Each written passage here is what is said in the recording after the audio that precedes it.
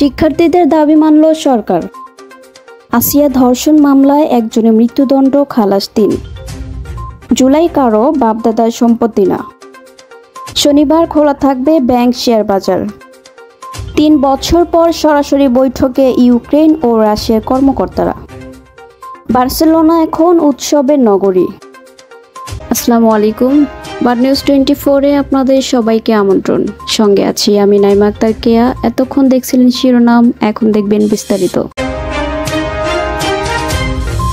জগন্নাথ বিশ্ববিদ্যালয় শিক্ষার্থীদের দাবি মেনে নিয়েছে সরকার। টানা 3 দিন প্রধান উপদেষ্টার বাসভবন যমুনার রাস্তায় অবস্থান কর্মসূচির পর গতকাল শিক্ষার্থীদের দাবি মেনে নিয়েছে বলে ঘোষণা দেন বিশ্ববিদ্যালয়টির উপাচার্য অধ্যাপক ডক্টর মোহাম্মদ রেজাউল করিম। সন্ধ্যা 7:30টার দিকে রাজধানীর কাকরাইলে অবস্থানরত শিক্ষার্থীদের কাছে গিয়ে তিনি এই ঘোষণা দেন। উপাচার্য অধ্যাপক ডক্টর মোহাম্মদ রেজাউল করিম বলেন, সরকারের পক্ষ থেকে বিশ্ববিদ্যালয় পরিচালন বাজেট বৃদ্ধির সিদ্ধান্ত নেওয়া হয়েছে। বরাদ্দ বৃদ্ধি করে শিক্ষার্থীদের প্রথম দাবির বিষয়ে সিদ্ধান্ত হয়েছে। আবাসন সংকট নিরসনে দ্রুত অস্থায়ীভাবে নির্মাণ কাজ শুরু করা হবে। এছাড়া দ্বিতীয় ক্যাম্পাস নির্মাণের কাজ ইতিমধ্যে শুরু হয়েছে। পরে অনশনরত শিক্ষার্থীদের পানি পান করানো হয়। এ সময় বিশ্ববিদ্যালয় মঞ্জুরি কমিশনের ইউজিসি চেয়ারম্যান অধ্যাপক ডক্টর এস.এম.এ ফায়েজ সহ অনেকে উপস্থিত ছিলেন। তিনি এতটুকু আপনাদের নিশ্চয়তা দিচ্ছি, আজকে থেকে শুরু করে বিশ্ববিদ্যালয় কর্তৃপক্ষ এবং ইউনিভার্সিটি গ্রান্টস কমিশন একটি ফ্যামিলি হিসাবে, একটি পরিবার হিসাবে আপনাদেরকে সবাইকে সাথে নিয়ে আমরা অগ্রসর হব। আমাদের স্টেক হোল্ডার যারা আছে, আমাদের ছাত্র প্রতিনিধি যারা আছে, আমরা সবার সাথে কথা বলেছি। আলহামদুলিল্লাহ, এই অর্জনে আমরা সবাই সন্তুষ্ট। মাগুরার চাঞ্চল্যকর শিশু আসিয়া ধর্ষণ ও হত্যা মামলার আসামি হিটু শেখের মৃত্যুদণ্ড ও 3 জনকে খালাস দিয়েছেন আদালত। শনিবার সকালে মাগুরার নারী ও শিশু নির্যাতন দমন ট্রাইব্যুনালের বিচারক এম জাহিদ হাসান এই রায় ঘোষণা করেন। এ মামলায় খালাস পেয়েছেন শিশুটির বোনের জামাতা সজীব শেখ, তার ভাই রাতুল শেখ ও তাদের মা জাহেদা বেগম। বর্তমানে তারা কারাগারে আছেন। সর্বোচ্চ শাস্তি দিয়েছেন এবং অপরাপর আসামিদের বিরুদ্ধে আনিত অভিযোগ প্রমাণিত না হওয়ায় তাদেরকে খালাস দিয়েছেন। গণ অধিকার পরিষদের সভাপতি ও ডাকসুর সাবেক ভিপি নুরুল হক নূর বলেছেন, ৭১ মুক্তিযুদ্ধকে কেন্দ্র করে আওয়ামী লীগ যেমন মুক্তিযুদ্ধের একক ঠিকাদার হয়ে গিয়েছিল, মুক্তিযুদ্ধকে তাদের রাজনীতি ধান্দাবাজির দোকানে পরিণত করেছিল। আজকের জুলাই গণ অভ্যুত্থানকেও কোনো ব্যক্তি ও কতিপয় গোষ্ঠী তাদের রাজনৈতিক ধান্দাবাজির হাতিয়ারে পরিণত করতে চাচ্ছে। তিনি বলেন, আমরা পরিষ্কার করে বলে দিতে চাই, জুলাই কারো বাপদাদার সম্পত্তি না। জুলাই কোনো রাজনৈতিক দল, ব্যক্তি বা প্রতিষ্ঠানের একক কৃতিত্ব না।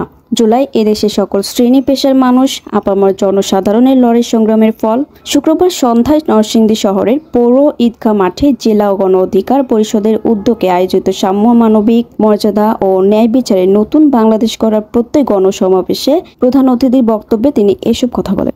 এই জুলাইয়ের আকাঙ্ক্ষা হচ্ছে এই প্রতিবাদের পতন ঘটিয়ে একটা নতুন বাংলাদেশ বিনির্মাণ করা, যেই বাংলাদেশে ভবিষ্যতে কোনো প্রাতিষ্ঠা এবং স্বৈর শাসক তৈরি হবে না, যেই বাংলাদেশ হবে জনগণের বাংলাদেশ, যেই বাংলাদেশের সরকারি কর্মকর্তা কর্মচারী থেকে শুরু করে জনপ্রতিনিধিরা জনগণের কাছে দায়বদ্ধ থাকবেন, যেই বাংলাদেশের জনপ্রতিনিধিরা রাতের ভোটে নির্বাচিত হবে না, সিল মেনে নির্বাচিত হবে না, তারা জনগণের ভোটে নির্বাচিত হবে। সেই বাংলাদেশ বিনির্মাণ করার জন্যই এই জুলাইয়ের সংগ্রামীদেরকে জাগ্রত থাকতে হবে এবং জুলাইয়ের নামে যারা দোকান খুলে ব্যবসা করবে তাদেরকেও আপনাদের সকলকে মিলে প্রতিহত করতে হবে।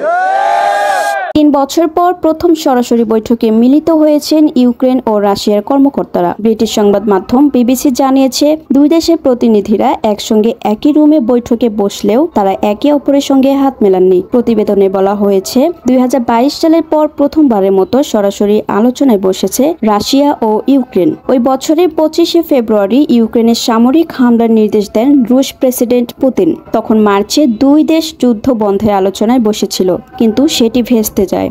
এরপর রাশিয়া ইউক্রেনের কর্মকর্তারা মুখোমুখি হননি।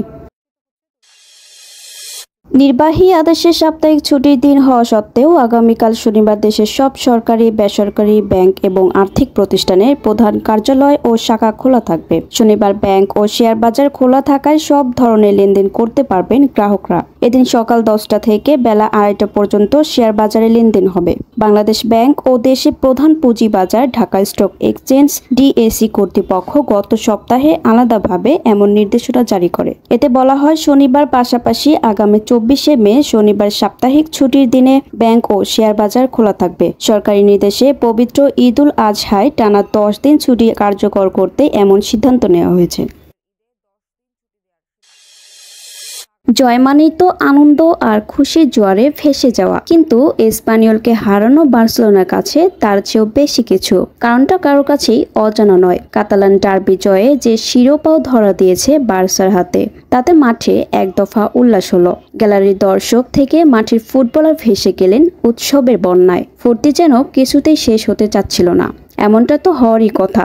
এমন দিনের অপেক্ষায় ছিল বার্সা সময়ের হিসাবে 2 বছর ধরে। আর মৌসুম বিচারে মাঝে এক মৌসুম বিরতি দিয়ে ফের লা লিগার শিরোপা পুনরুদ্ধার করল কোচ হানসি ফ্লিকের শিষ্যরা।